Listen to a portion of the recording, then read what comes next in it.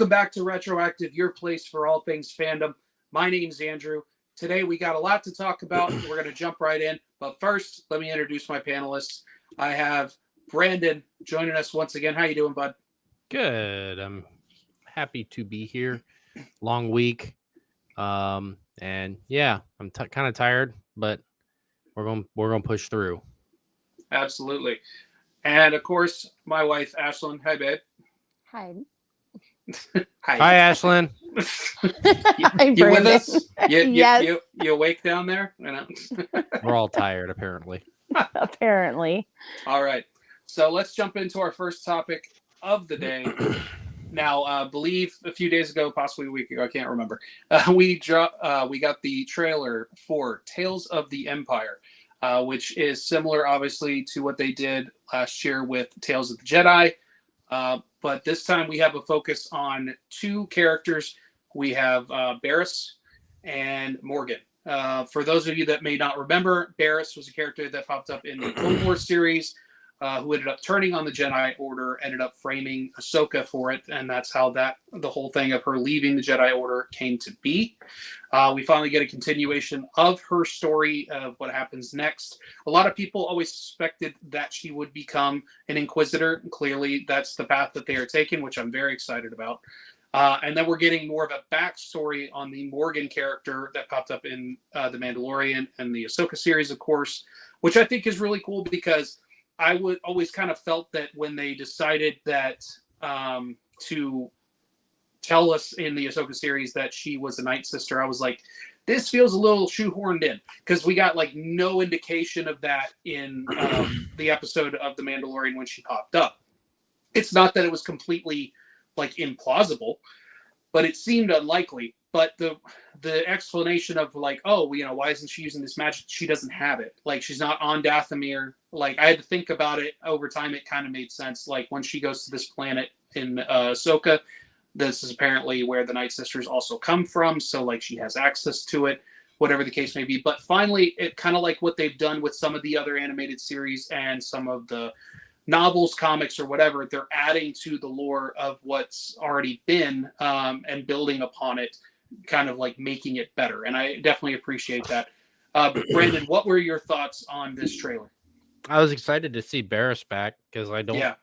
I was that was kind of one out of left field. I wasn't expecting to see, to me, her story is kind of wrapped up, but there is still room there they could expand upon if they want to. And I think that they're going to do it, as well as they can. I mean, it's correct me if I'm wrong, it's a Filoni project. Is it? Yeah, I believe he one way or another has his hand in everything. He is. That's all I need to know. That's all I need to know. It's gonna be good. We're gonna love it. It's it's Filoni. Yeah. So I mean, if as long as it's got Filoni behind it, I mean, there's not much I can say that's gonna be skeptical because I know he makes good products. I hope that they don't stretch and and really just kind of force a story there. I hope that they let it happen naturally and that it does tie into something bigger. I hope that, like you said, we do see her as an Inquisitor. And yeah, I feel like they with Barriss's character arc, there's so much that could be explored on the front of her evil side of things. We saw a little bit of that in Clone Wars, and it was definitely a pivotal moment for Clone Wars, such a huge point of Clone Wars. And to me, I was explaining this to Kat because she's been slowly but surely powering the way through Clone Wars. But I told her that around that point is when it really starts getting good, and you're not gonna want to turn it off. So right. And I think that they know that. I think they know that the fans really appreciated that point, to the point where it's kind of an arc of Clone Wars or Star Wars, I mean, that's really unmatched because you don't see, the inner workings of the Jedi Order whenever somebody has abandoned it or betrayed in that manner. Like, of course you do with Anakin because everything is essentially destroyed and damned after that. But where you see like the council's inner workings and stuff like that, I loved it. So I'm interested to see how they tie that back into it, if they do it all. I'd love to see some reminiscence of her teachings from Luminara, whether that's in a flashback or something. Because I think those two are a fantastic part of Star Wars that before Clone Wars was not really explored. But Right. let's just keep our hopes high on this, because I feel like it could be just as good as what we've come to see with Bad Batch. And I Absolutely. a lot of hopes on that show, but it surprised me. So I'm excited to see what comes forward from this. Absolutely. Yeah. This is very interesting. Like, I literally just finished reading Inquisitor Rise of the Red Blade, I believe is what the title is. And I wasn't really sure what to think of it when I was like, okay, they're doing a story about an Inquisitor, but I'll say this, like, for anyone that likes going deep in the Star Wars stuff, I highly recommend it. It's got me even more hyped for this Tales of the Empire with the Barriss thing going into the Inquisitor stuff, because it doesn't just jump into, oh, this character gets picked to be Inquisitor, let's tell her story. It's actually more like what leads her to become an Inquisitor. This character that they focus on was part of the Jedi Order. Was kind of like Barriss, but in a different way. And when Order 66 happened, she made choices, so I'm not going to, obviously she becomes Inquisitor. That's not a spoiler, but it's literally, I'd say more than half of the book is the lead up to her becoming an Inquisitor. And I actually, at first I was like, man, when are we going to get there? But once I got about a quarter of the way in, I was like, oh no, this is really good storytelling, because you got to lay the groundwork and explain, like, it's not kind of that, like, I know they technically laid the groundwork with Anakin and stuff like that, but when you're watching the prequels, like, versus the Clone Wars on top of it, it almost feels like a little bit of just like a switch. Like, went off in his head, and he's like, "Oh, I'm evil now." You know what I mean? Like, he had a couple of moments here and there, but he just kind of like, he just kind of towed the line. But now he just went like out of nowhere. Mm-hmm. And obviously, there's a lot of lore stuff behind that people get into, but it's for the general audience. It felt very rushed, in my opinion. Yeah. At the time. This was done really well. So I hope that it'll be a much more condensed version, because I think it'll probably be like 3 episodes per character, I think is the route that they did last time. And so it'll be a much shorter version of something like that. Obviously, we already know where Barriss came from, so we're not going to touch on that too much as far as why she became an Inquisitor. But I am excited to see more about what they call the Inquisitorium and things like that, just from reading that novel. But Ashlyn, you saw the trailer. What are you excited for with this miniseries? Anything you hope to see in it?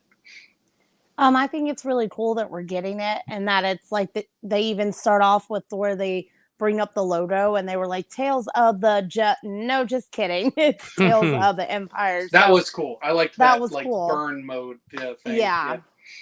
So that was really neat. I think it's cool that we're getting, because Star Wars is always so Jedi heavy that, like, everything's about the light side. So this being about the Empire is really kind of cool, that you're getting the dark side and getting to see everything, kind of like you guys already said, getting to see Barriss's story play out and really kind of get into, like you said, the kind of the Inquisitor training academy at the Inquisitorium or whatever it's called. So that's really interesting. And then kind of seeing Morgan Elsbeth's like origin story, in a sense of where she came from and like how she got to this place, even though she is a Night Sister from Dathomir and everything, but that these Night Sisters actually existed other places besides just Dathomir. So that's all going to be like really interesting. So I'm really excited to kind of see where it goes and everything like that, and see where they pick up with certain, like, I think the main Inquisitor that's training her, we've seen him before, so that'll be interesting. He was in Rebels. Yes, that's why I recognized him from. Mm-hmm. Yeah, the Grand Inquisitor.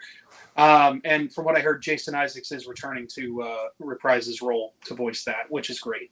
That is really cool. And it's also really awesome to see like a young Thrawn pop up in this and stuff like that. It's like he's not Grand Admiral yet. He's still like working his way up, it looks like, when he meets Morgan. but he's the one that it looks to be that he recruits her, and that's why they have such a strong connection by the time we get to Ahsoka. So again, we're kind of filling in the blanks, laying the groundwork for what comes later. There was a lot of people that thought that Barriss would actually show up in the Ahsoka series as possibly one of the Inquisitors that pop up. Obviously, that didn't happen. There's still the possibility that she could show up at a later time. We don't know. Or she could show up in something else as an Inquisitor, or, Jedi turned Sith, or whatever you want to call it. There is still the possibility of that, depending on how things play out with this story. Sorry, hiccups. Mm-hmm. The other cool thing is, with them going from Tales of the Jedi to Tales of the Empire, it still leaves the opportunity for Tales of the Sith, which was also a thing, because a lot of this is based off of like the old comics from Dark Horse and stuff like that. They did Tales of the Jedi. I think they also did, I know they did Tales of the Sith. I don't know if they did Tales of the Empire or not. But I think that still leaves room for them to do that, and I have a feeling they will. That might be like next year's thing for May the 4th. I don't know. What I really want to see, if they do Tales of the Sith, I would love for them to maybe tell one of the like Old Republic Sith characters. I was gonna say, who do you want them to do? Because I feel Revan. I feel like they've done Maul so much. Yeah, like, no, I don't see them doing Maul. It won't be Maul, but Revan would be great. But I feel like that's not enough time for Revan's story. Like to have upwards of I don't know how long these things are. If you add up all 3 episodes, it's probably no more than like 30 minutes. You know what I mean? Yeah. Maybe 35, 40 minutes at the most. I don't know if that's enough time for Revan's story. If we could get maybe like a short version of Darth Bane, or there's another one, but the name is escaping me right now. But just one of those Sith characters from the Old Republic would be really cool. That might be a bit of a stretch, because again, these things kind of have longevity in their stories. But they've done it before, so it's possible. I just want them to tell a different character story as far as the Sith goes. Would be really cool. But we'll just have to wait and see what happens. I am excited to see this. We don't have to wait too long. I believe it comes out on May the 4th. So definitely looking forward to that. Another Star Wars news that we have here is we had the story trailer for the new Star Wars Outlaws come out, I think yesterday or the day before. Now, this is a completely open world style video game set. We're not dealing with Jedi or Sith or anything like that. This is more like the underworld of Star Wars, which is really cool. More bounty hunters, more, dealing with like the Hutts and Crimson Dawn and all these inner workings of like the seedy side of Star Wars, which seems really interesting. And unlike with Jedi Fallen Order or Jedi Survivor, while that is like sort of open world because you can jump from world to world and like kind of like roam the map, this has a lot more freedom from what I've seen. This isn't from the story trailer, obviously, but this was more like behind the scenes stuff. That it's one of those, a lot of your decisions will have effects on how the story is told and what plays out in the story and things along those lines. Like if you see a ship fly over your head, you can go follow it to see where it lands, and maybe you steal it, or maybe take what they have, or you just talk to the person, and it can have an effect on the overall story. There's a good chance that there's really only maybe like 3 ways that the story play out, or something like that, or maybe it all ends up going the same way. But how you get there and how the story is told is all different, made on the choices that you make. Choose your own adventure game. Exactly. That's basically what these style open world games are. I forget the term. Is it like not MMO or whatever the Brandon, RPG. You're the RPG. Thank you. I was like, it's one of those 3-letter ones. I can't ever think of it. Ashlyn, you saw the trailer just a little while ago. What did you think of the story trailer? Does this interest you at all? Yeah, it's definitely interesting. Open world video games are always, neat to do. It's not something that always holds my attention. Obviously, you're the one who plays Fallen Order and everything like that. And they're always cool and fun to watch you play. It's just not always my thing per se, but it looked really cool. It was intriguing. We definitely have a timeline with this though, because you get a peek at Han Solo in Carbonite. She's with the Hutts. So I'm assuming this is all taking place, in the original trilogy timeline because of that. Yeah, clearly between the second and the third movie, the original trilogy, I believe. Yeah, so definitely interesting that way. Some really cool stuff. Of course, she has like a cute little sidekick character that's an animal. So me being me, that was my favorite part. Was just the cute little. You're not alone. There's a lot of people that are like, I will die for him. Just from looking at the trailer, they're just like, I love him and I just met him and I will die for him. Like, type of thing. Just full dog moment. Just like, I just met him and I love him. Yeah, exactly. So it looks really cool. Very interesting. Hopefully we'll get a couple more sneak previews of things and stuff like that. So, but it's definitely interesting. Maybe we'll see some planets that we are familiar with, obviously outside of Tatooine, because obviously she's there because of Jabba and his stronghold. So I don't know if we'll get more like in-depth looks into that. I know we got a little bit more preview of Jabba's, palace and everything in Book of Boba Fett, but maybe we'll get some more looks into different places like that with this game. But so it looks really interesting. Yeah, my understanding is this is going to be more like Outer Rim type stuff. Like that's what they kept saying was like Outer Rim. So I think Tatooine is going to be like the main one that we know. The rest will be either new planets or planets like they're kind of on the fringe of Star Wars lore that we know about and things like that. I know you said that you thought, I didn't quite catch it, but you mentioned that you thought you saw Batu, and it's possible I'm not sure. It's possible that Batu pops up in this. It wouldn't be shocking, being that because I think according to like Batu and its lore, it's part of the Outer Rim. So so it's possible, and that would be kind of cool to do. But they have other games based in there, whether it's the VR stuff and things like that, or it's mentioned in different things. So it's possible that maybe they're like, oh, we'll take a step back, but at the same time, it's owned by Disney. They want to push their own stuff. So anything's possible. Brandon, as I mentioned before, you are like the big gamer out of the three of us. What did you think of this story trailer? What are your thoughts on it? I have a lot of high hopes, and I think I've mentioned on this podcast before that if it has open world, I'm in it. I mean, for the most part, especially RPG, that is my two favorite types of games is open world and RPG, and my most favorite is open world RPG. So I'm, with the combination of that mixed with Star Wars, of course, I'm going to be sucked in. I'm curious on with it being in that specific time frame, how much storytelling they're going to be able to do. I imagine that this is not going to be tied in too much with existing characters that we already know. Instead, it's going to kind of branch off on its own, which is good on the sense that, that is a lot of kind of what we got out of Jedi Fallen Order and Survivor. I mean, you got to see Saw Gerrera in that, but and I might be missing a few others. There might be some more. I can't remember. It's been a long time since I played them, but I really enjoyed those games, and this one kind of feels a little bit different off the bat. I mean, just from what I'm seeing, it seems a little bit more fast paced, as opposed to like Fallen Order and Survivor. Those are more Souls based almost. They're kind of they feel and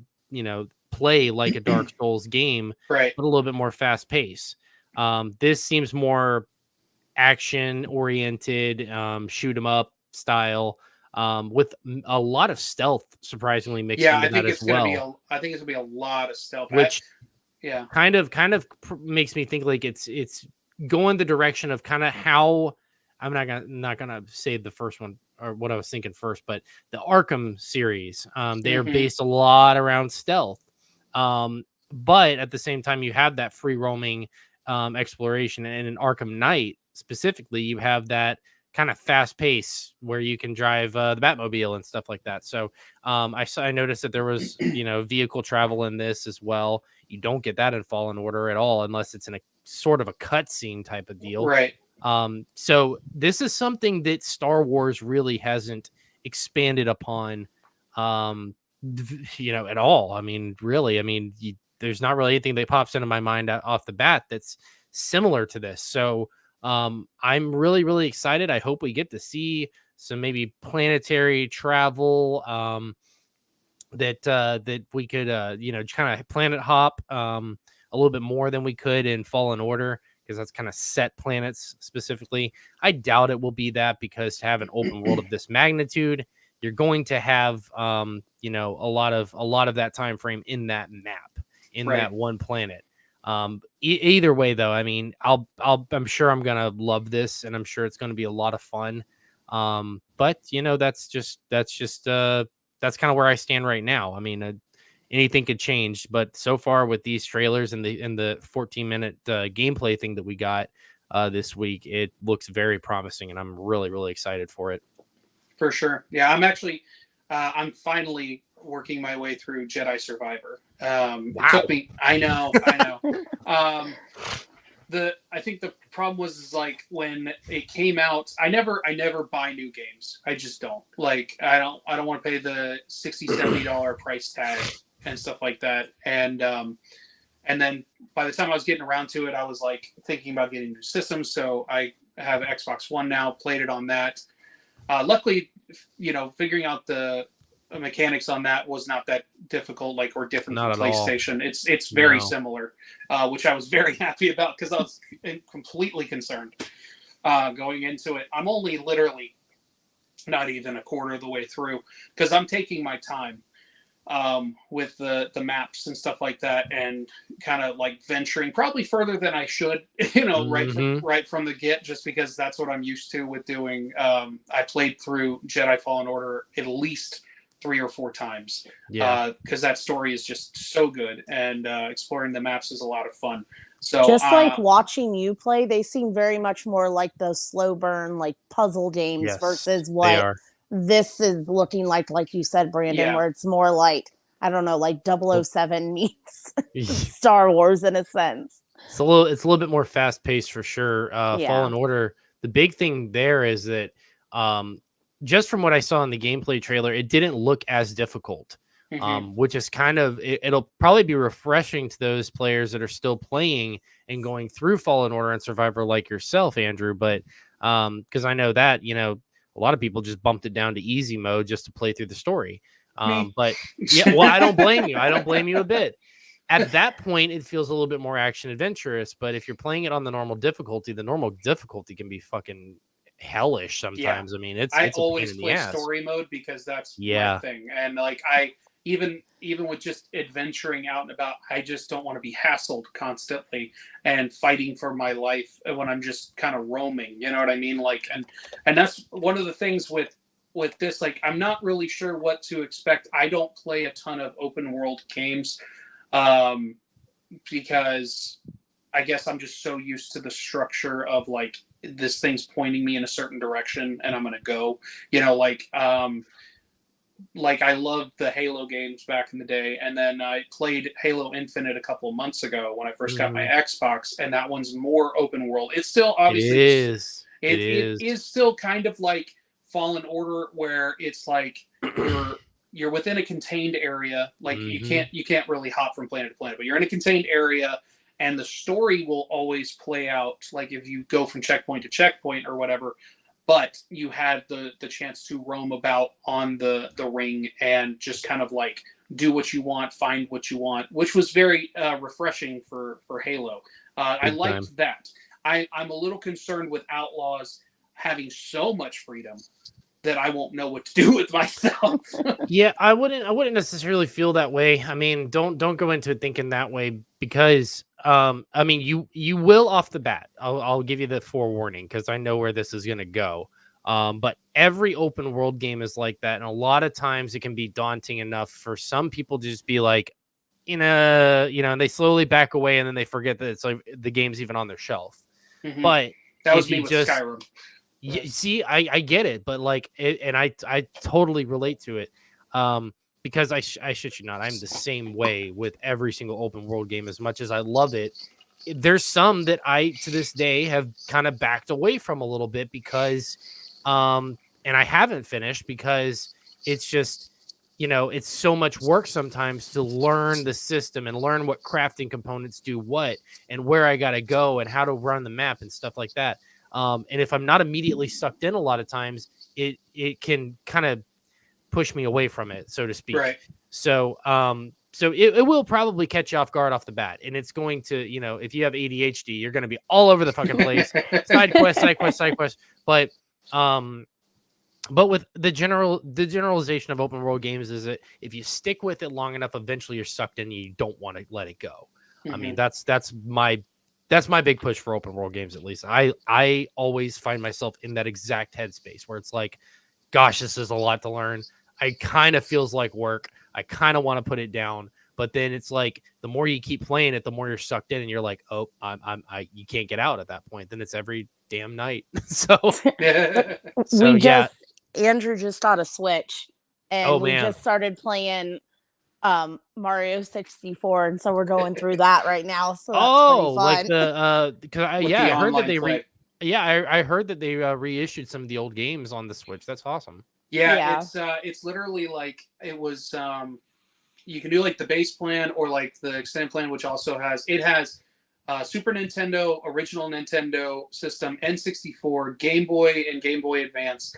And if you get the expanded one, it has Sega Genesis and Dreamcast. No, this one doesn't have Dreamcast. Oh, I thought you said it did. That was my little handheld emulator. Gotcha.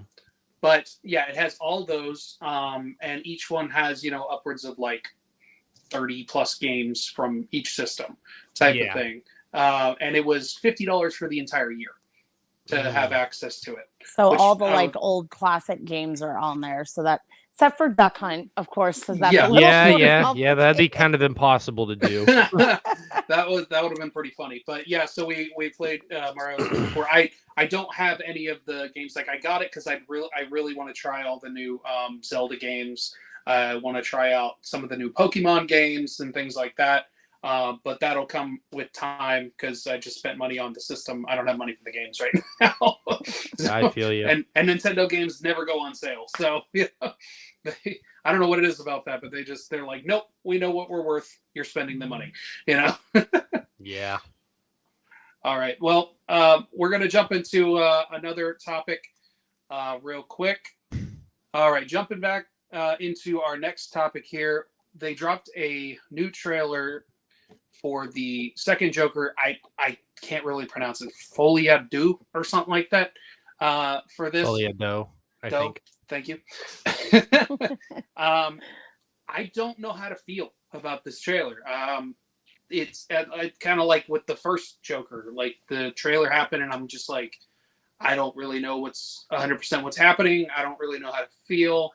I know this is obviously just like the first one. It's a very artistic interpretation, and even more so in this one because even though it wasn't exactly exemplified too much, this is a musical from what I've heard, which is incredibly interesting. I guess that's why you get Lady Gaga for Harley. I'm going to jump it over to Ashlyn first because you're a huge Harley fan. You're a big DC person. I know you're not the biggest fan of Joker, but it was one of those like a very interesting, time to see it in the theater when it came out. What were your thoughts on this trailer? My biggest gripe is I don't know what the hell is happening in their heads versus what's happening in real life. And I think that's where everyone probably is going to feel the most lost at is because, okay, what's spectacle? What is going on in their heads versus obviously I think the only thing that was super clear to me was happening in real life outside of like the independent stuff where it was like them in this, whether I'm assuming they're in Arkham or maybe they're in some other sort of insane asylum type thing is towards the end of the trailer where they're dancing in the middle of the street and everything's on fire and the cops and the ambulances are in the background. I'm like, okay, so that's definitely like happening in real time. But as far as like any of the like more fantastical set pieces and stuff like that, I was just like, okay, so this is all like happening in their heads, just like it was in the first movie where he's imagining all these things are happening that aren't Having really a going girlfriend? on. Yeah, like having this girlfriend and stuff. So That's still one of those what the fuck moments oh, for sure. that has stuck with me since that movie. When that moment happened, I was like, oh shit. Like Yeah, just complete oh shit moment. I also like when we were watching it, I was like, is this going to be the first time we actually see a quote unquote like more healthier relationship for Joker and Harley since they're on like the same level this time? Like he's Healthy. not seducing her from being a psychiatrist. Like they're both insane together, but it's not the same like toxic relationship we've seen before. Like, you know, because in the first movie, he was very much like this lonely guy who's longing, and you can kind of, he talks about it. He's like, I'm not alone anymore. So it's very interesting to see how their relationship is going to play out in this versus their classic abusive, just toxic relationship that we've always seen in the past. So, and I mean, I'm excited for the Gaga parts. I think she's going to do a really good job with the character of Harley. Like I see Harley with her. I am a big fan of Joaquin Phoenix. It's just the way he looks in this just is the most skin crawly, unnerving looking Joaquin Phoenix for me. Like I love him as an actor. I think he does a really great job, whether it's artistic. Like Jake Gyllenhaal and Nightcrawler. Oh yeah, just the ultimate, just it's a good comparison. Ick creepy factor for me. So it's like I want to see it, but at the same time, I'm just like creeped out. Like, yeah, and I agree with you. I do think that their dynamic, as far as their relationship, is going to be very different from the traditional one, whether comics or animated or whatever. I think they're going to take a little bit of a different approach. Obviously, when he is actually his alter ego of Joker, he'll probably be a little bit more like of the a-hole type of thing version that we're maybe a little bit more used to, but I still don't see it going to the extent, whether it be like the mental manipulation, the verbal and otherwise abuse that transpired between the two of them with their toxic relationship. I don't see that being the bulk of the film. You know what I mean? Yeah. I just don't see that being the case with this interpretation, but I could be wrong. Honestly, I hope I'm not wrong because I don't want to see that. Brandon, what did you think of this trailer? Very similar to you guys, and you guys actually kind of nailed all the points that I was going to mention. But I will say that's at the start. I was very, intrigued by it. I saw some like leaked set footage of her walking up the court steps and being called either a bitch or a cunt or something, like spitting in someone's or no, she like made out. She like made out with somebody, and I was like, oh, that's funny. But it kind of got me hyped because I was like, damn, we're going to see like a really twisted Harley Quinn. And I saw the trailer and I'm like, okay, all right, still intrigued, kind of getting you hyped up. And then I read it's a musical and I'm like, man, what the fuck are they doing? Yeah. Like, I don't know how to feel about the whole thing, man. Yeah. I hope it's good. I really hope it's not a full-on musical. And if there is, there better be a really good reason why. I really just want to see a good continuation of what we had in the previous Joker movie, because that is a top tier movie. It is such a good movie. To me. I think that they knocked it out of the park and they gave it a lot of fan service and really did good by the character and adding onto that plethora of fantastic Joker actors who are not Jared Leto. And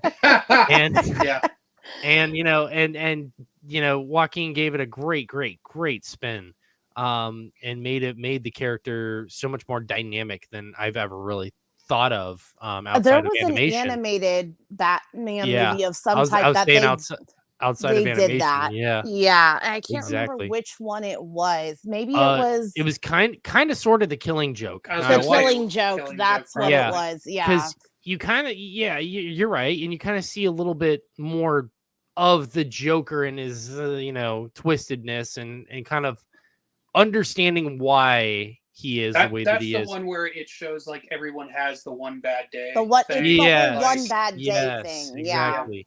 that's what I was But gonna to say. mix this with like a musical, I don't know how Yeah, they're gonna do, I'm not man. really. I mean, I'm not up for that too much yeah. personally. Yeah, Kat even like said earlier today when she saw it, she's just like, this isn't Harley. Like it doesn't feel like Harley or something along those lines because Mhm. it's she's supposed to be it was Kat made a comment about how like she mentioned to Joker at one point in the trailer, I've never done anything with my life. It's like, you're supposed to be a psych ward like evaluator, Yeah, or psychiatrist or something. yeah, I Yeah. mean, like, what do you mean? And it's like, is that not the direction we're going here? Like, Yeah. I see. I don't think they're playing that angle at all. no, Like, I don't either. And it's I don't kind of think that strange. whole backstory is going to apply in this. Like she's, Yeah, that I don't know worries me. what they're doing with her backstory, but it seems Well, like they they're. also changed the backstory of the Joker in this version too. So They like, did, yeah, you know, that's true. But with this, it's like they're either gonna do really good or just fall so flat, and I feel like it's already heading towards fall so flat. But I hope I'm wrong. there's a That's lot of my risk with thoughts. this for sure. Huge, Yeah. huge risk. I don't know why they're doing it, but I hope they have a good plan, and I hope it turns out for the best because, we've heard a lot of hype about this for the last year or two, and Yeah. and I want to see where they go in the direction of the last one, and I feel like that might be a big hang up on a lot of people is that they're wanting more continuation like the last one, and if it's not that, it's going to piss off a lot of people. So Yeah, here's hoping that we can get something good out of this. fingers crossed. Fingers crossed. All right, moving on to probably Brandon's favorite topic of the day. Madam Web. I'm just kidding. This is a close second. Yeah. So,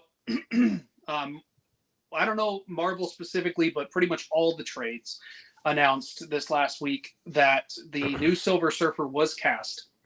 It is going to be a female Silver Surfer. I can't remember the character's actual name, and I don't really know the actress, to be quite honest. It seems more of an unknown with this. She's done some stuff, but just nothing I've seen.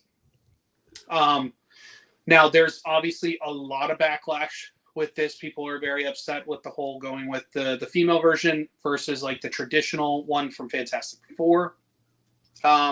Real quick before I unleash Brandon on the world, I would just like to say that I understand, and I probably would have preferred to see a regular Silver Surfer. There is, however, I think the possibility for both to exist, because there is actually a few comics where both do exist, and whether they're together or not, they exist, whether in the same universe or on like similar planes and things like that. It's possibility that we get this version here and maybe we'll get a different version later on because of all the multiverse stuff going on. So there could be the chance for us to have both versions of the Silver Surfer existing within the MCU. So everyone brace yourself. Brandon, you just heard this as we were getting started. So what are your thoughts, bud? I don't know what you're talking about. I'm really excited for this. Yes, I'm sure you are.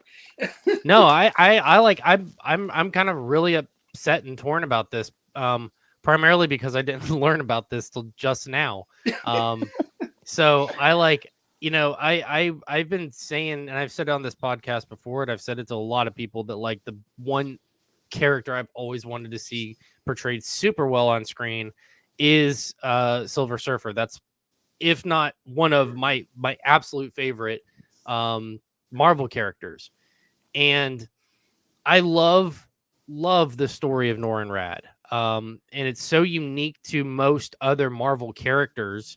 And I just, it just really upsets me that we're not going to see this on this adaptation of Fantastic Four. It seems like with the direction that they're going, they're making a lot of changes to the Fantastic Four. The casting is kind of sort of not what we wanted, but also kind of okay. I think that they're going to do, I think that they did as good as they could for a brand new fresh faces or a brand new fresh actor pull for Fantastic Four, because there was a lot of speculation that Krasinski was going to be Mr. Fantastic and this, that, the other.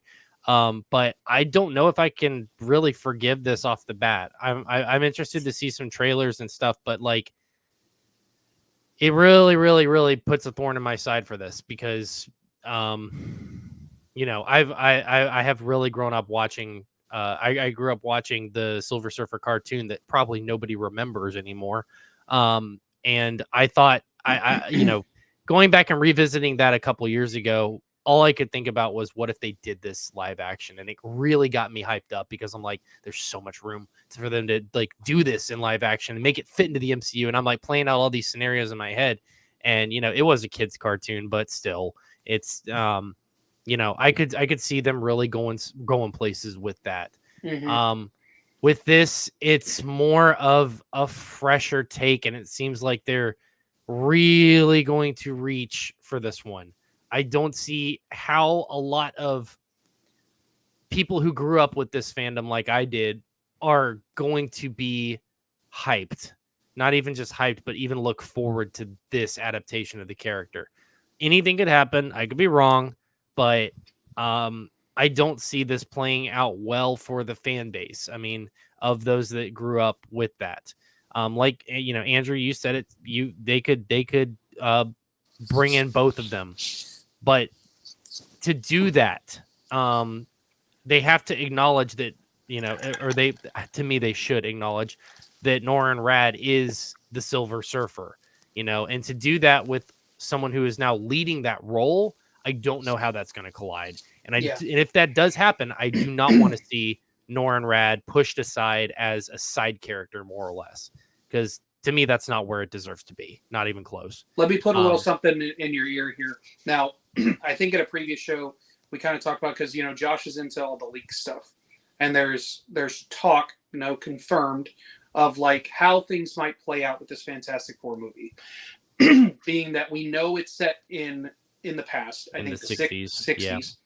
But there's also talk that it's possible that they're on a completely separate Earth, like in a different universe, and that a, you know, cataclysm or whatever it is, I forget what the term is, causes the universe to be wiped out, and that's how, you know, they somehow transfer over to our universe. What if just for this version on their Earth, whatever number it is, we have this version of Silver Surfer, and that leaves the Norman Rad version for the 616, you know, Prime Earth, if you will, when they transfer over to the MCU.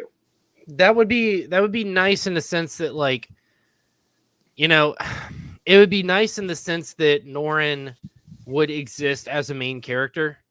But I feel like I don't know how they would do that without really kind of making it a pointless endeavor. You know, if they were to do that for the sake of the story, you know, to me, it's like, why would they do it at all?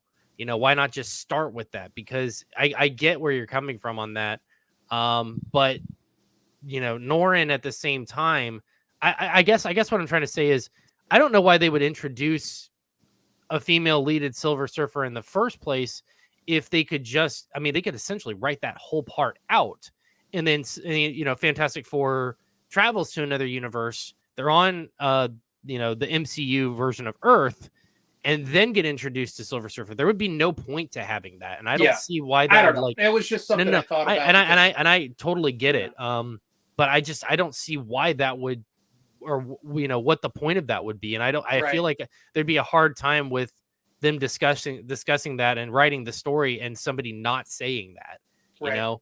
So I don't know. I mean, it just, I'm interested is the best I can say to see what's going to transpire about this. But so far, I feel like they've just kind of slashed my hopes for that character on screen right now, as it's. Yeah, I will say the person they specifically cast, she looks real young, and that part's got me a little bit concerned. That's very confusing too. Just in that set. I mean, you know. Now we don't know what she's going to look like as Silver Surfer. Like, hopefully silver.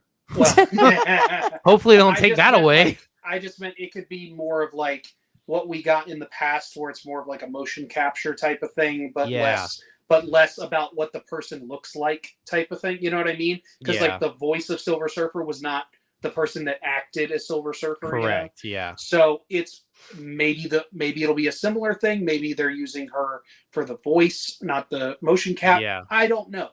Another. Go ahead.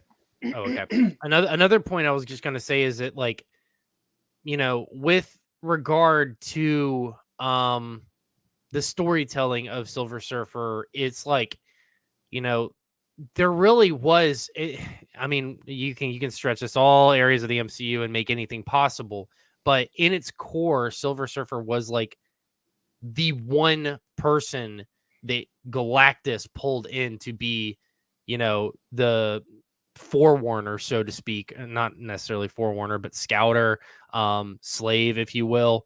And I feel like putting two of those in place would mean to have a Silver Surfer, you have to have a Galactus. Yeah. And I don't know how, you know, if I just have a hard time feeling like we're going to see Norrin Rad now, because it's, you know, MCU, they could go the direction like they were with Kings, multiple universes, multiple big villain bad guys, if they're Xing that entirely and do multiple Galactuses, but I feel like that's a way more Galactuses.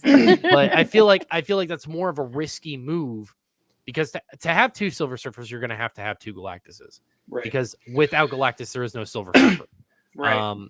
And would very much deem Silver Surfer useless. There would be no point to it. Yeah. But yeah, I'm very skeptical about this, man. I don't feel very good about it right now, and it sucks because this has been the Marvel movie to hype me up since Endgame. Like, since I heard of that leak, I'm like, let's fucking go. But now it's like, God damn it, here we go. Don't do it. And it seems like they're. I'm gonna keep laying into you as a Marvel fan, because go ahead. I know that how things have been with the movies, that the hype doesn't feel there. Everyone's been like, oh, you know, since Endgame or since this or that, whatever they want to pick, right? It's not there. I'm not feeling it, type of thing. But I'm gonna keep laying into you to watch X-Men. Because when I tell you that this is some of the best Marvel stuff that has come out in the last few years, I am not exaggerating. All right. I don't care if it's animated, and I know it doesn't tie into the MCU, so I know it doesn't help you there. Listen, but when I tell you, you will lose your freaking mind watching some of these episodes. It's okay. You don't have to lay into me too hard, because I've never been critical of this. Like, I'm not at any way, shape, or form gonna doubt what you're saying on that. But Fallout dropped tonight, so yes, no, I understand. So I'm yeah, saying, that and it's a your combination homework for the future, Brandon. A combination of that, and I'm slacking on Invincible. I gotta brush up here. I know. Yeah. I'm getting behind. Let's jump over to Ashlyn here. You heard this news again. I don't think you really know this actress either. But what are your thoughts on them taking this course of action with the character? I feel like they're Feel free to have your own thoughts here. Don't you know, you can do whatever you want here. I won't jump your ass. He's like the female. Go ahead. No, you see, my headphones are off. Go nuts. So, no.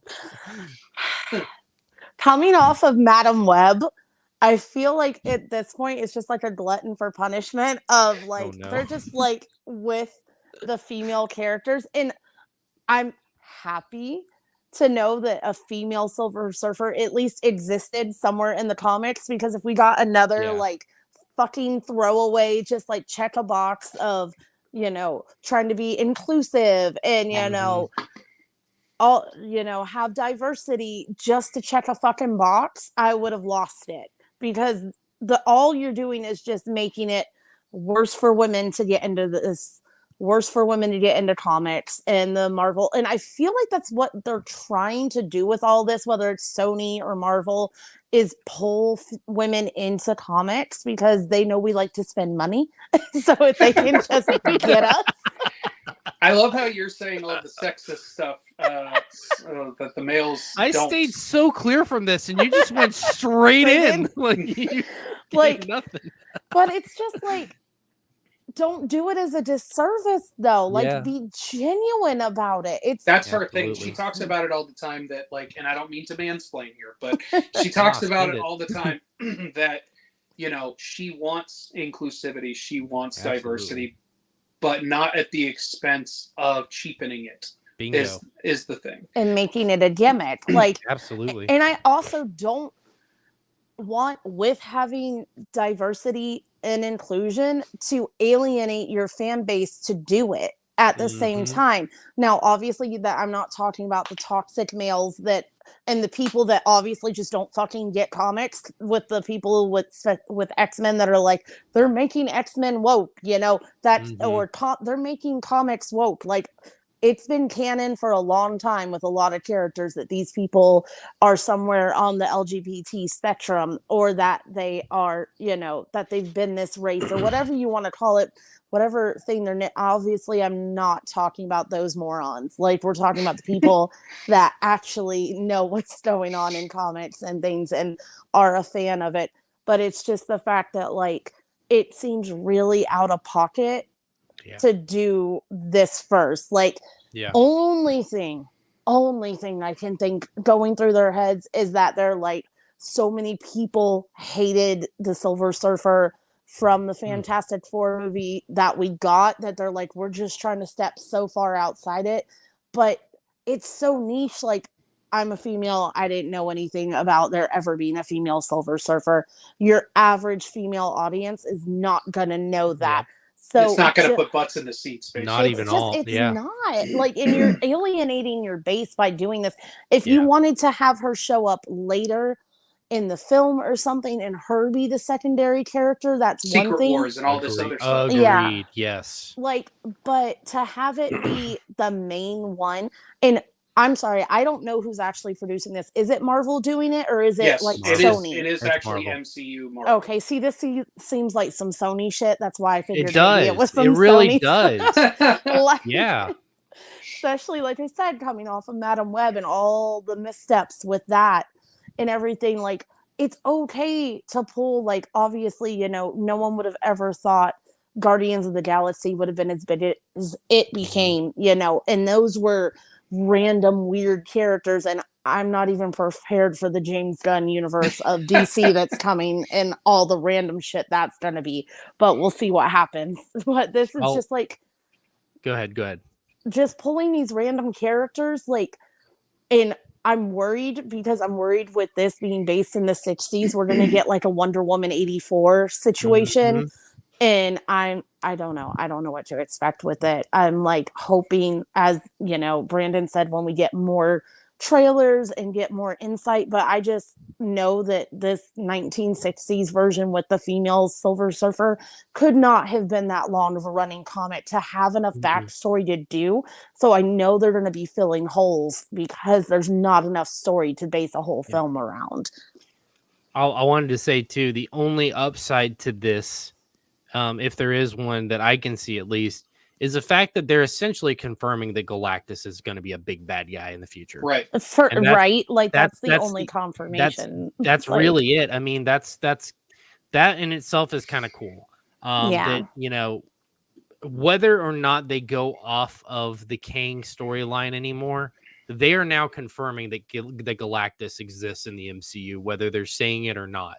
That is something huge to keep in the back of our minds too, because that is not anything small in any stretch. Galactus is, if not, you know, as bigger than Thanos. Right. And if they do it right, this could set up the next 10 years of and Marvel. maybe that's what they're doing. Like, maybe they're going to do like the whole time jump thing just in reverse, with keeping, you know, like Wonder Woman 84 came second to the, you know, after, well, I guess chronologically it makes sense, but this time they're going to do it like, you know, we're going to have this female Silver Surfer for the 60s, and then we're going to jump ahead to modern times, and then maybe that's when we're going to get Norrin, and he's going to play a bigger part of, I don't know, Secret Wars or whatever the hell is coming next, and whatever Galactus has to do with everything. So maybe that's what they're trying to set up.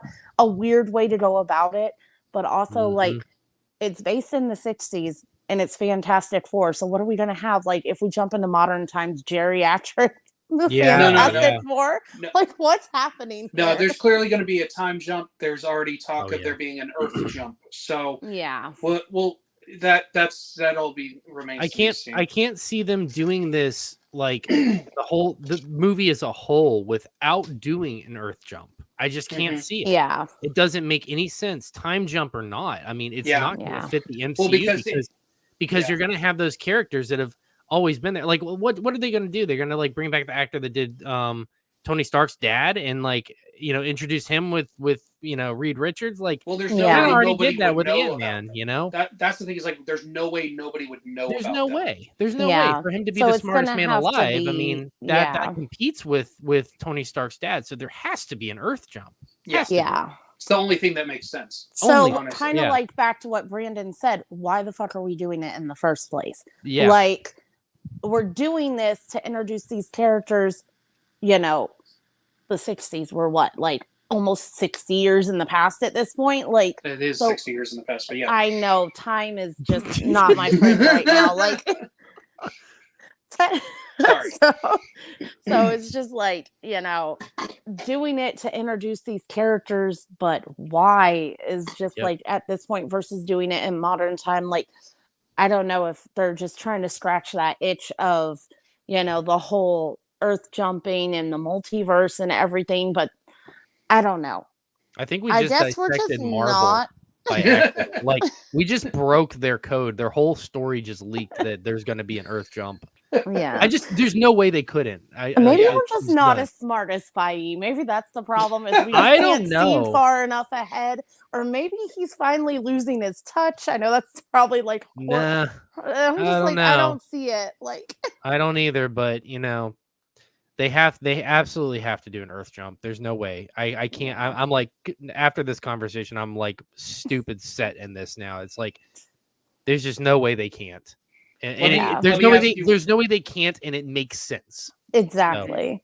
Let me ask one more thing, because this was kind of brought up. There's some reports going around talking about, there's a lot of stuff being shook up at Marvel. Series that might be getting scrapped, movies that could be getting scrapped or not getting pushed through. There was talk about Kevin Feige kind of, in a sense, kind of going toe-to-toe with Bob Iger, particularly about Eternals 2. I knew you were going to bring this up because I was just thinking And about it. how Bob Iger thinks it's a guaranteed flop, so he doesn't want them to greenlight it. Kevin Feige thinks that there's still story to tell and that there's things that they can do with it. I personally are of the camp that it's not a perfect movie, but I think it was a really interesting film. I think it was kind of weird because we're having to tell this story that these characters that have like always existed, but why are they not around, and why have they, been a part of society? We did get answers to that. Maybe not the best answers, but we did get some answers to that. I think it was a really good, there was some really good character study with a couple of things, with the different things that the characters were going through, whether it was like the mental stability stuff, the fact of like the one character not wanting to live forever because she's stuck as a child, essentially, and different things like that. Some really good concepts. It's like, it's not one of the best MCU movies, but it was a really well done, I don't want to say self-contained, but a really well done character study done that was within the MCU. And so there's things I'd like to see continued with these characters. I don't want them to just completely ex-nay them and scrap everything. I think you have to find a way to tell maybe a little bit more engaging, entertaining story if you move forward with the Eternals 2. What are y'all's thoughts on this? I think that if they were to do this, I'll say it like this. I do not want any more Eternals. However, I feel like they have to. They have to, because otherwise, if they don't, that whole movie was so fucking pointless. And it doesn't have a point in the MCU. Turns into the Inhumans, basically. With Essentially, that yeah. Essentially, yeah, and it shouldn't have been that way with the Inhumans, and it shouldn't have been that way with the Eternals so far. Well, the Eternals, I think the only reason we got the Eternals is because Inhumans already tried and failed. You know what I mean? But I will say it would be they could tie it in nicely as long as they admit that Galactus is a Celestial. Mhm. That is the only way that they could do it, which so far in all of comics, he's not. I don't know if I want to see that change because he is just a he's more or less a god and not necessarily what exactly a Celestial is, but there's a lot of comparisons there to Galactus, and if they were to merge the two and make Galactus a Celestial, then maybe but at the same time Eternals was supposed to usher in Black Knight, and now we haven't heard anything about that, and that was supposed to usher in Blade at the start of all this. And so far, Blade's still happening, right?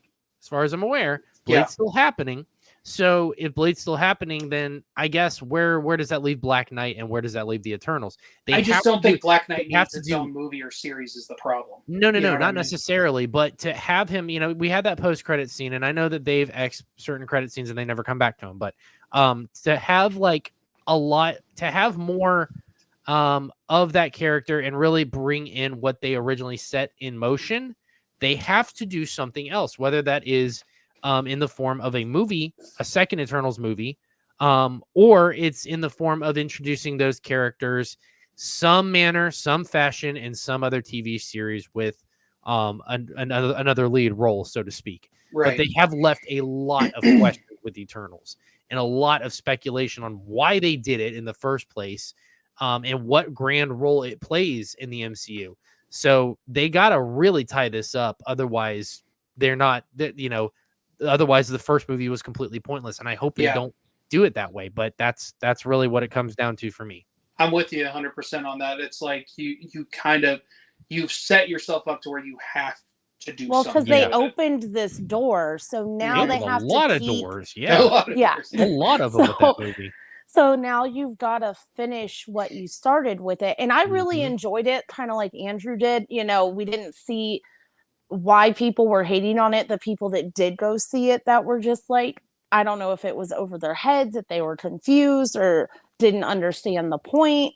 But for the people that didn't even give it a shot, I feel like they didn't give it a shot because they were confused on the whole concept as a whole and didn't understand. But if you actually sat down and watched it, the whole character building and the story was there. It just was like, just at the end there kind of fell a little flat as far as like the whole, but then there's the whole bit of like them being the same people recreated over and over, and like whatever the hell that part was. It's been so long, I really need to actually rewatch it to remember everything. But like them finding out that they're just clones of each other throughout time, living these lives over and over again. And then of course that opens it up to, they opened up a multiverse with that they're on other planets and different worlds, and they've existed throughout time, all this time in all these different places. So again, we've got another thing opening up this multiverse, and we really, outside of Multiverse of Madness, really haven't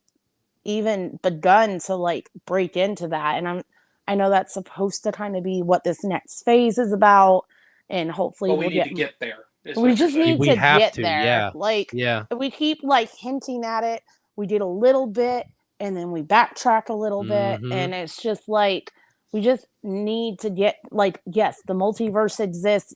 Of course, like the whole like Prime Earth thing and whatever. Like, it just with the convergences and things like that, even with the animated stuff where you've got the convergences and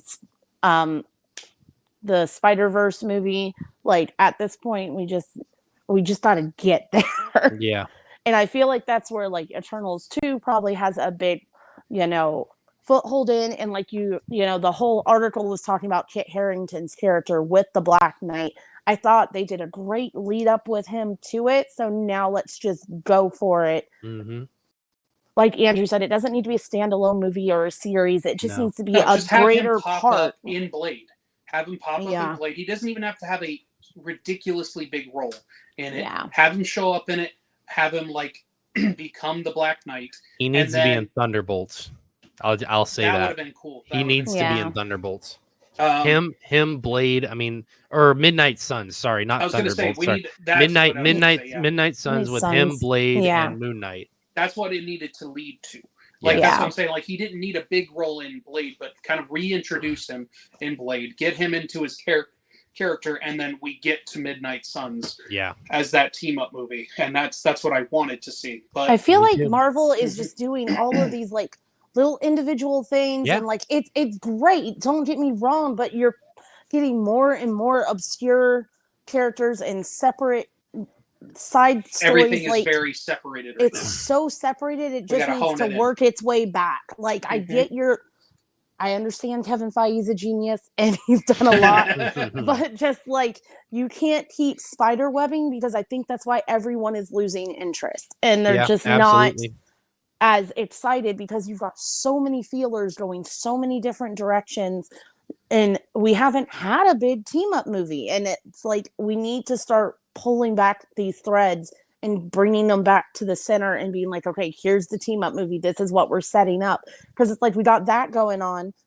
And, you know, because we've already had Moon Knight, like, and everything like that. Blade's working. Is Blade supposed to be a movie or a series? Movie. Movie. I thought it was supposed to be a series. Rated R movie. Oh, okay. Even better. So it's like, we've got all this stuff going on off to the side, but then there's this other side talking about Secret Wars and everything. I'm like, holy shit, like, there's like two separate universes going on. I think we need to pump the brakes on the Secret Wars thing. I know they had announced it a while back of like, here are the dates for when these things are coming. We need to just kind of like, we know we're going to get there, but let's build up to it. Let's not run to the finish line. Let's build to it like we did and like, they need else. To pull back in what they've already established with all these individual things. So get to Midnight Suns and get to all this other stuff that you've got already established. You've done the series for, we've done the character development for. You can't be running in two opposite directions. It's like they're trying to grab everybody all at once, and they just gotta stop. Finish what you did here with all the setup, with all the series and the individual movies. Finish this up, then come back to your main characters that you have with Secret Wars and everything. Let those characters cool off a little bit from what we already had, and finish what you already set up over here with more of the fringe characters and things like that people have been waiting on. Well, clearly we have a lot of very strong opinions when it comes to to Marvel, MCU, and everything like that. All right, before we stay on Marvel news for the entire show, let's jump to our last main topic here. There's been talk of a brand new Matrix film in the works, Matrix 5 or whatever it might be. Now, for all we know, this is a continuation of what's come before, a continuation of the fourth film. Maybe they want to take it in a completely different direction with different characters. I'm not entirely sure. This is still very early on. But I'm a pretty big fan of the Matrix films, more like the first one, and then like some concepts of the sequels. I actually thought that the fourth one was pretty good. I know that there's a lot of people that were like real back and forth with it, but I guess because it was just so completely meta, I thought it was fantastic in that regard, and I think that might have been one of its biggest selling points for me. So. And they left the door open at the end of the fourth film to where if they wanted to continue telling stories, they technically could.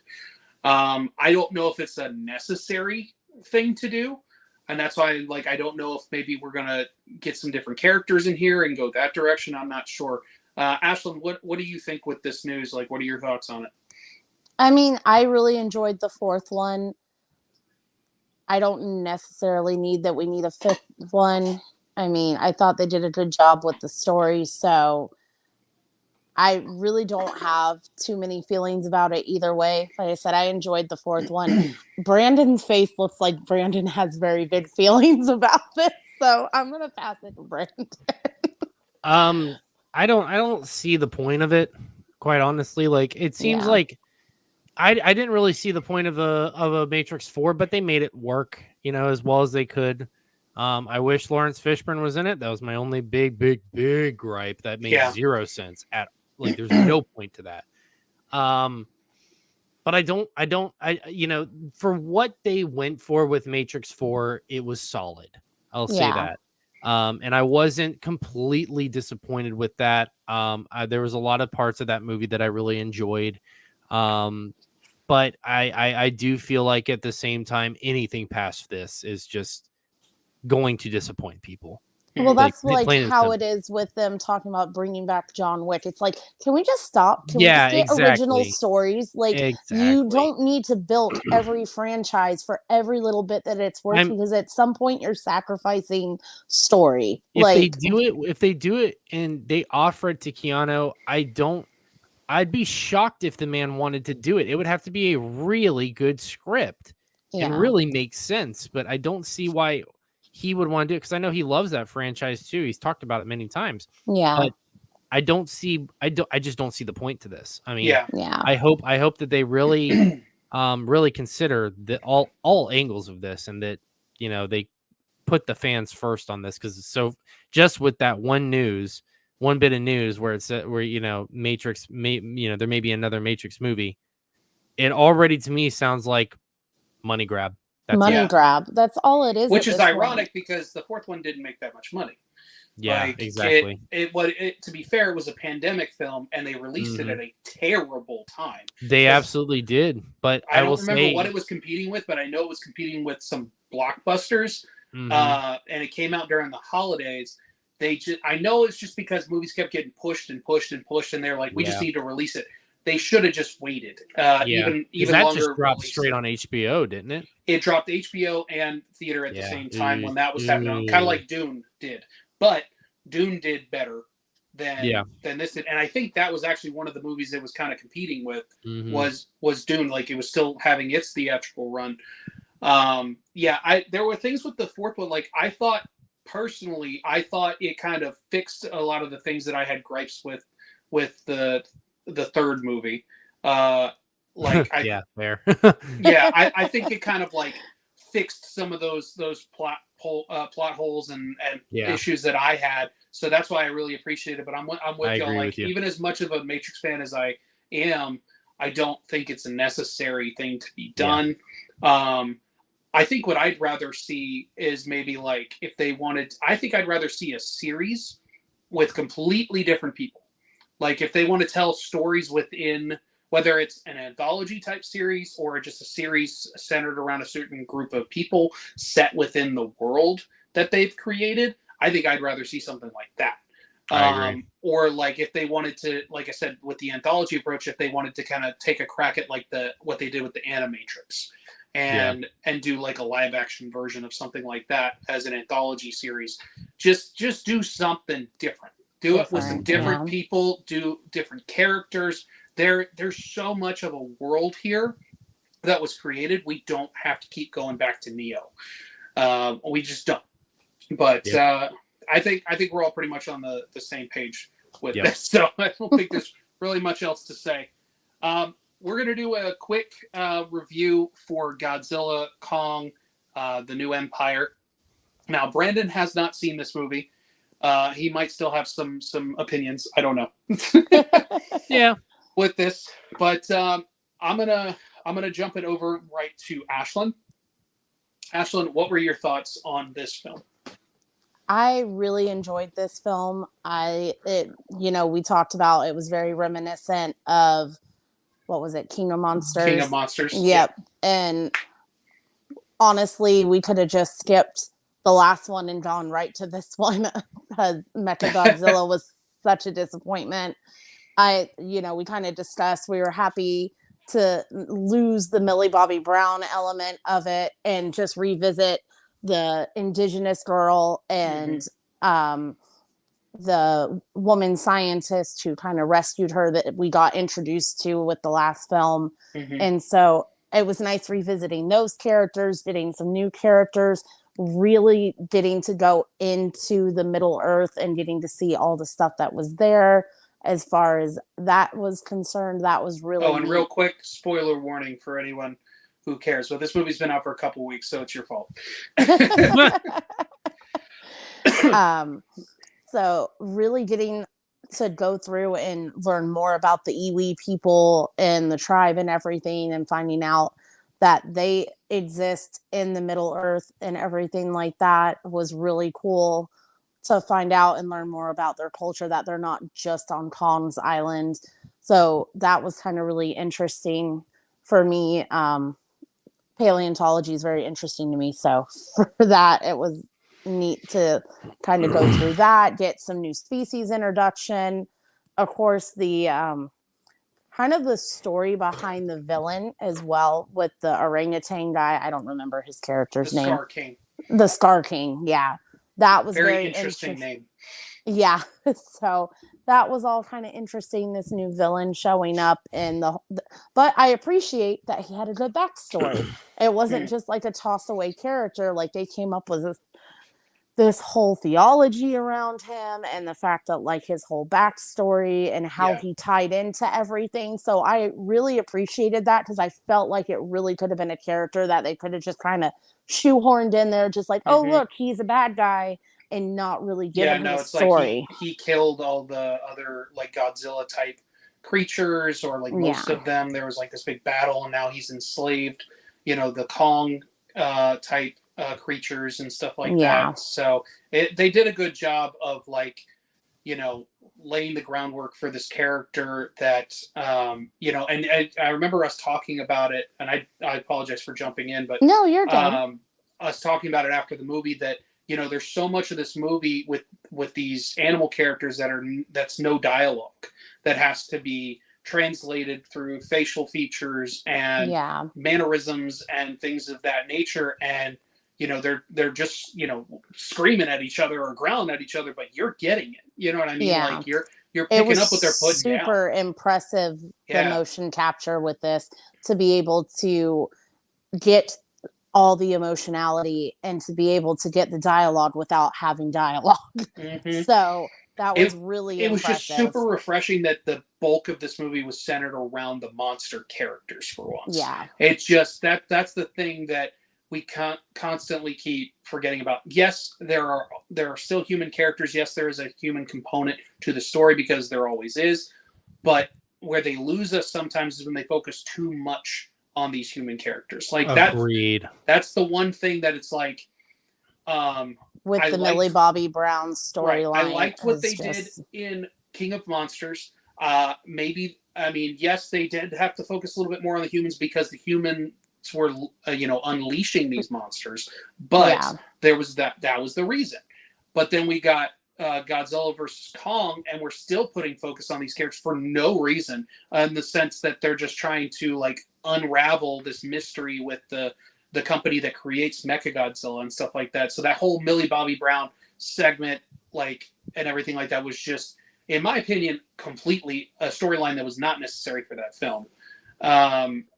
Did not needed to be worked out at all. They were just trying to bring her back, I feel like. I don't know if maybe they had her under contract for 2 films from the get, and maybe that's why they brought her character back so big in the Godzilla versus Kong, because that whole movie does not feel like Godzilla versus Kong for the most part. Like, it definitely felt more like the focus was on the human characters and then Mechagodzilla and that whole situation. But yeah, going back to this one, so much better. Definitely gave us King of Monsters vibes. And of course, we get Mothra back.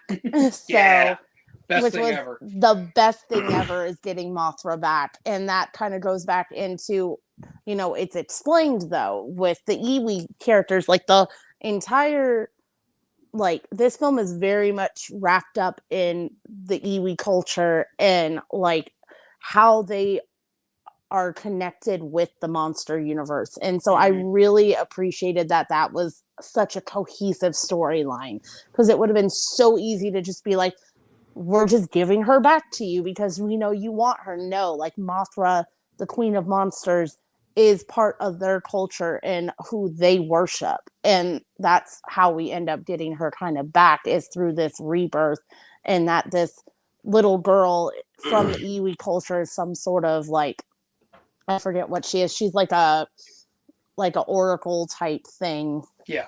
She's connected to them. Yeah.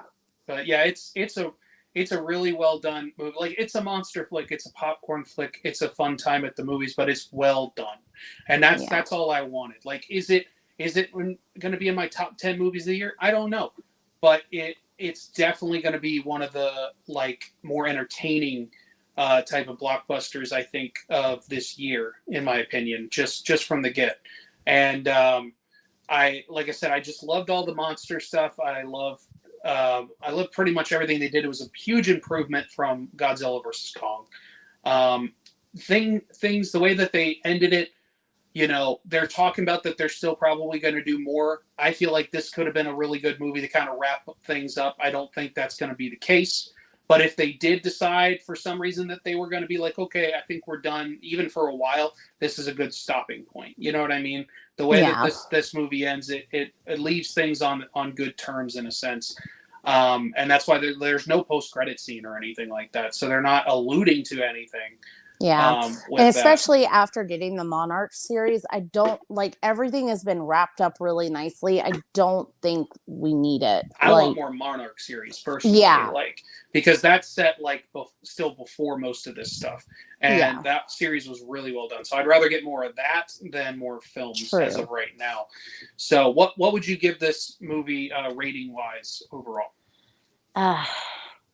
For an action movie, like for the category that for it's what in, it is, for what it is, you know, I would put it at like an 8.5, just for the type of film that it is and how well they did it.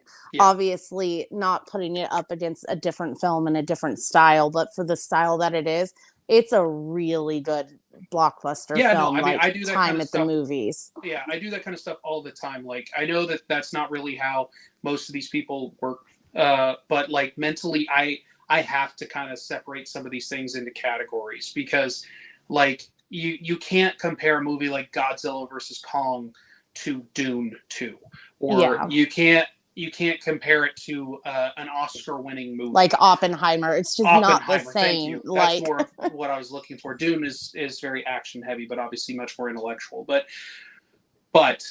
they're just all completely different films and style of filmmaking. So it's really hard to be like, yeah, well, this one's a 9, but this one's a 6 because that one's a 9.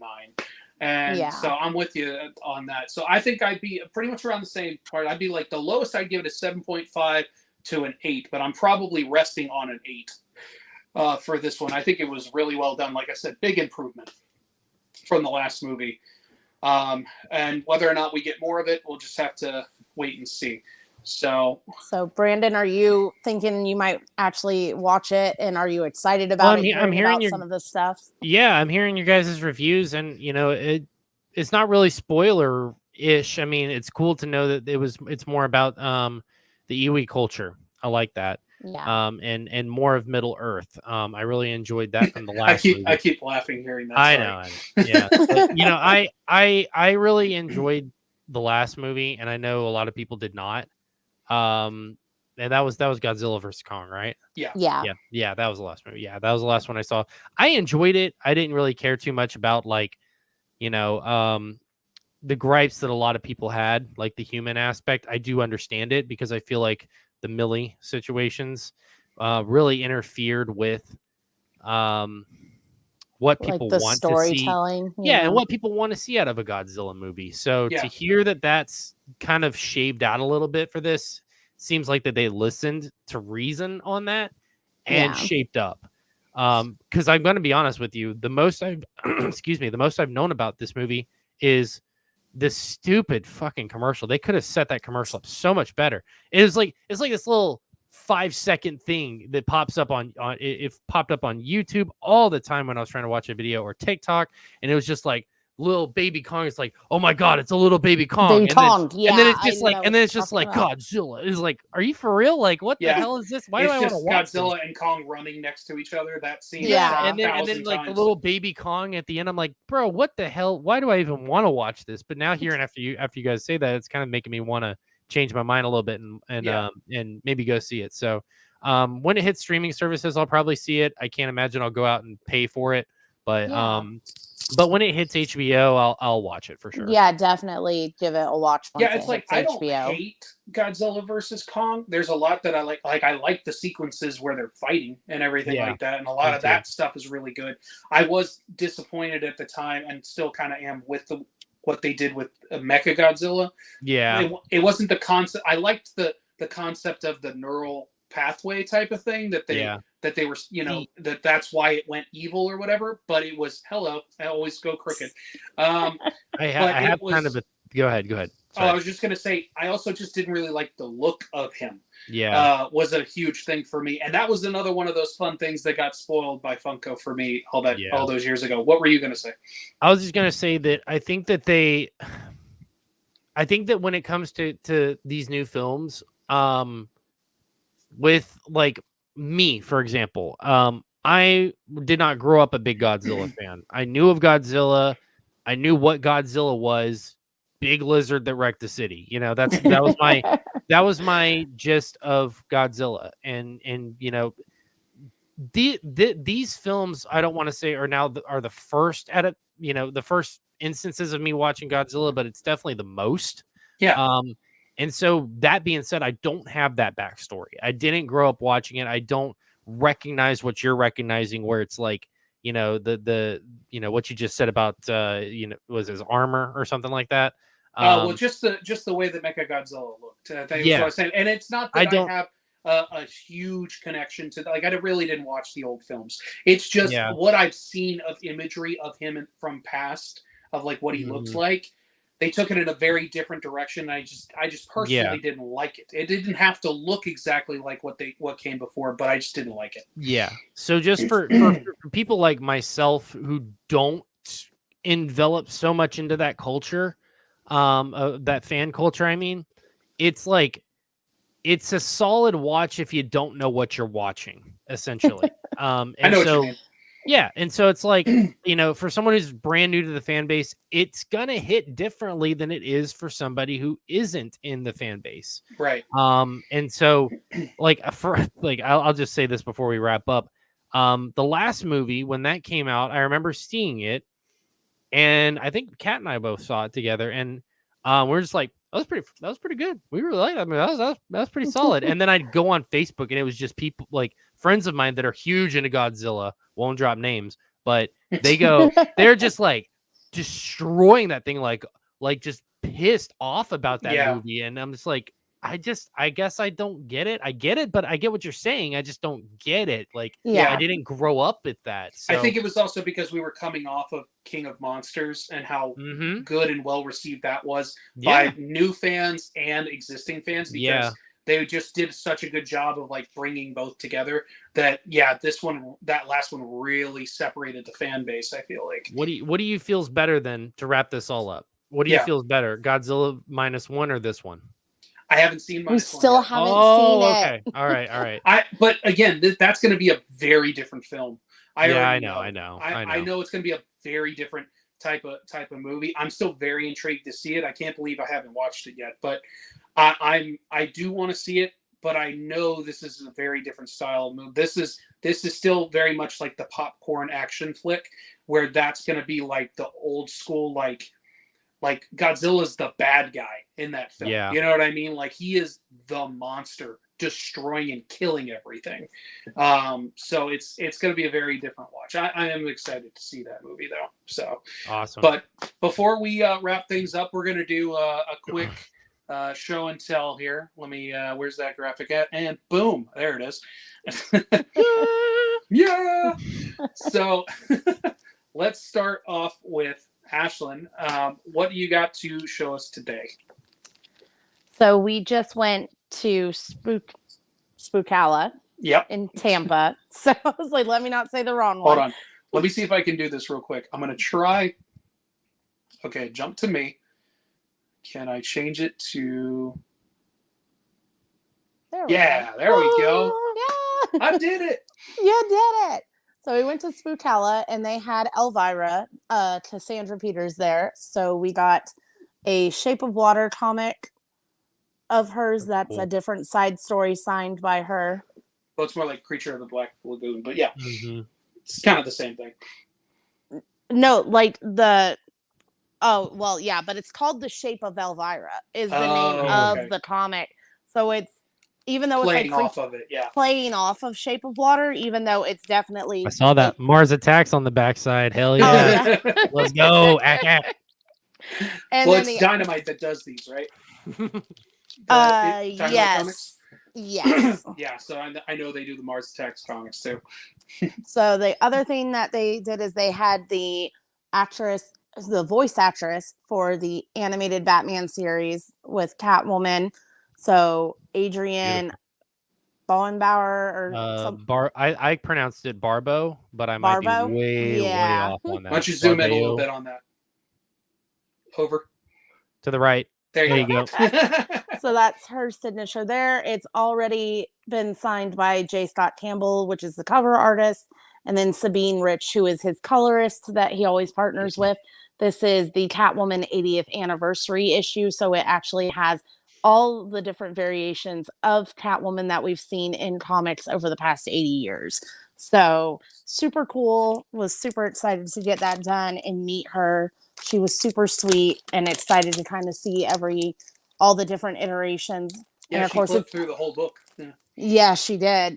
So and it was always good to see Cassandra Peters and get another thing of Elvira merch signed. I did get another comic by her signed as well. So I think we are after 2 comics, a Funko, and a custom art piece. I think we're good on Cassandra Peters. Is it Peters or Peterson? Peterson. Peterson, okay. Sorry. I didn't want to interrupt you like mid sentence, but yeah. No. So yeah, I think Elvira wise, I think we're good for now. I think Elvira wise, we're good. Brandon, what do you got for us?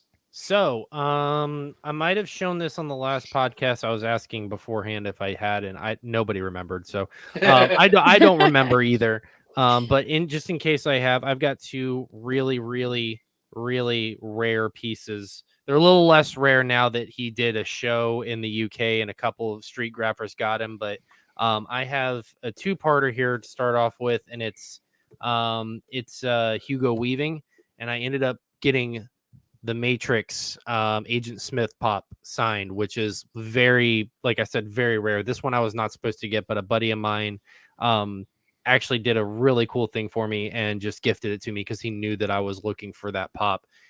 He sent some out to get signed, and he found an Agent Smith. I could not find one in time, but the one that I did find in time, which, not to put that one down, I'm extremely hyped about that, but this was the one that I originally sent out, and it came back absolutely perfect. It's the V for Vendetta V, signed by Hugo Weaving as well. So both of these are Hugo Weaving characters that he's played. The only other 2 I would like to get, if I were to ever get any more signed by him in the future, which is a fat chance if that happens, is Elrond from Lord of the Rings, and of course the really expensive one, which is the original Red Skull, because he played Red Skull in Captain America. That's right.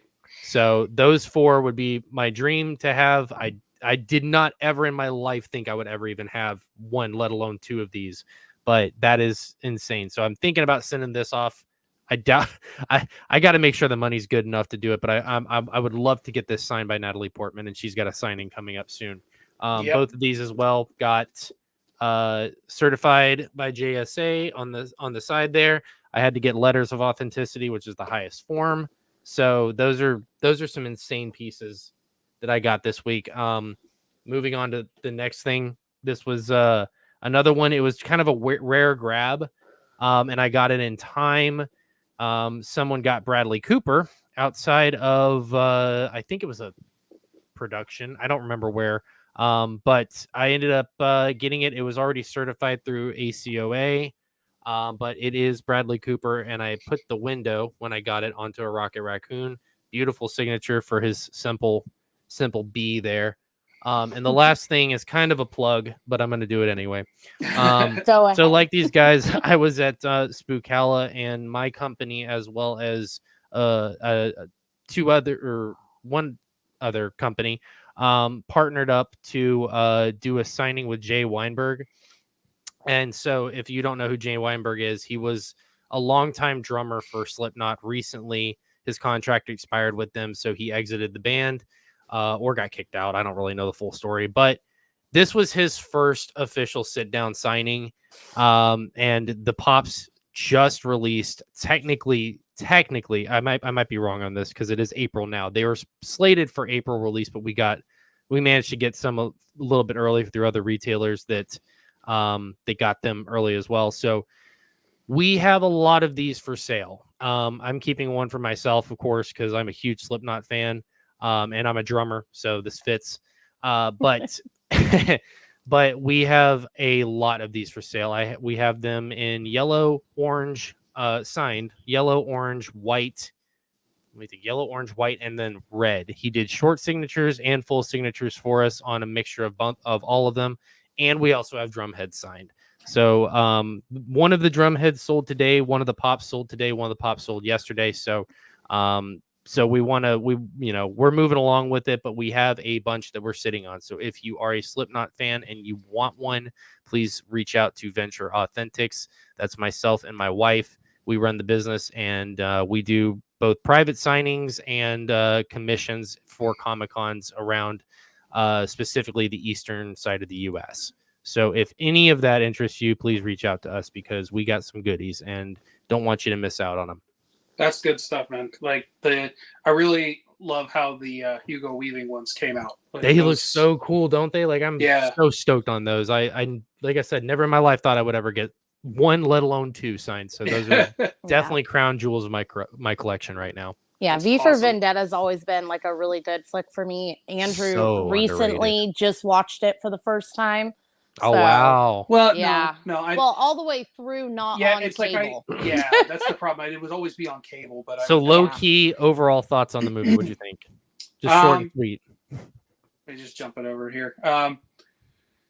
Hello. Yeah, overall, I mean, like I said, I've always seen bits and pieces of it. But watching it all the way through, it's hard to describe. Yeah, it's so unique, isn't it? It really is. It's that era of filmmaking when they were making some really weird, and I say that in a good way, really weird comic book movies. Yeah. Like you had V for Vendetta, you had Sin City, you had The Watchmen, you had a whole bunch of this stuff, The Spirit, all these different ones coming out of these like more obscure and indie type characters and comics. But a very prolific type of story. Absolutely. And very necessary. And it's unfortunate how like poignant it all still is after all these years. Because I think the story itself it's at least 40 years old, right? Like, It's at this point, up there. It was like 30 when it came out, or something like that, maybe 25, and now we're at like 40. And and it's something that I feel like everyone should watch. There's some people that take the wrong ideals from it, and I've known that for a very long time. But if you actually pay attention to it and take everything in, not just the anarchy part of it, if you will. Yeah. Then it's just a really well done film overall. It's just not one of those that like I want to watch all the time. You know what I mean? For like, sure, it's kind of one of those, like, it's a bit of a hard watch in certain aspects. But we kind of like always joke that like we got to watch it on, the 5th November, that sort of thing. Oh, like, you have to. But definitely if anyone out there, don't know why you haven't seen it at this point, but if you haven't watched it, highly recommend checking it out. I'm going to go ahead and do my little show and tell here. Now, of course, like Ashlyn said, we went to Spookalla. I'm not going to show the piece because I already showed it before, but I got an additional signature on my Tron art piece that I had gotten previously done up in Jacksonville. This time we added, I cannot remember his name right now. Ashlyn, help me out. I'm not being any better here. The guy from Scream. Yeah. Which one? Matthew Lillard, Skeet Ulrich. No. The one who plays Dewey. Oh, David Arquette. David Arquette. Oh my God, my brain, like it was twitching. David Arquette, added him to the roster of autographs. He had a small role in Tron Uprising. It was funny because it's one of those like obscure roles type of things. He was in about half the series, And when he saw it, he was like, "Oh, this is cool." He's like, "I don't remember my character's name." It was really fun. It's like, I don't blame him. Like, it was over a decade ago, and like I said, it was a smaller role, but like I'm just trying to. It's one of those like group pieces that I'm trying to do, and I wanted to add him to it. So, and even so, like, he liked the art piece. I always like doing some of these, other than obviously Star Wars, some of these more like obscure ones when I can, or at least talk about them, because everyone's always doing the same stuff. And of course, at something like Spookala, it's just Scream the whole time. And I get it. That's what he's known for. And it's a horror con, obviously. So super nice guy, though. Very, very sweet. Mm-hmm. Talked to us just a little bit about like Tron and how, like, they opened the ride at Disney and all that kind of stuff. Very sweet dude. But anyway, to talk about some other stuff, a while back, we went to House of Mouse. We got some pieces done. I've got a double one here. Now, both these were not done at House of Mouse. One was done prior, but it's kind of like a side-by-side. We've got Darkwing Duck. I'm going to try and do this with the glare. Darkwing Duck and Launchpad McQuack. Because if we had one, we had to get the other one. Thank you, Brandon, by the way, for tracking down the Launchpad one for us. This one was a very interesting one to get because the voice actor, Terry McGowan, I think, or something like that. He does not really do conventions. He doesn't really do signings and stuff like that. So this was a rare one for sure. Like Jim Cummings constantly does cons. Obviously, we all know that. He's done 1,000 characters. But, like, how can you not get Darkwing Duck? But anyway, this one was a really interesting one. I had almost forgotten that they made a Funko for that specific character because it's been out for such a long time. And like I said, it's just kind of like another one of those a little bit more obscure type of things. But he's integral to that series and DuckTales and all that kind of stuff. So it was really cool to meet him, get that piece done. Add it to be a side-by-side with the Darkwing Duck piece. So we love it. We love all the old school Disney stuff. So that's pretty much all I got as far as today goes. So I think we're going to be wrapping things up here. Before we do, let's make sure we do a little bit more plugs, if you will. Ashlyn, where can the people find you? On all socials at BookBrat90. I did a teaser reveal of our time lapse. My pain-struggling time lapse of painting our library. It looks good, by the way. Thank you. Just added some new foliage behind me. I have to go to Michael's and get some more because I have 18 feet of bookshelves that I have to cover. So, but actually, no, 9 times 3. I can't math today, but yeah, it's okay. It's a lot of bookshelves. It's a lot of bookshelves. It's 9 feet for each side, and we have 3 sides, so I think that's 27 feet. So lots of foliage.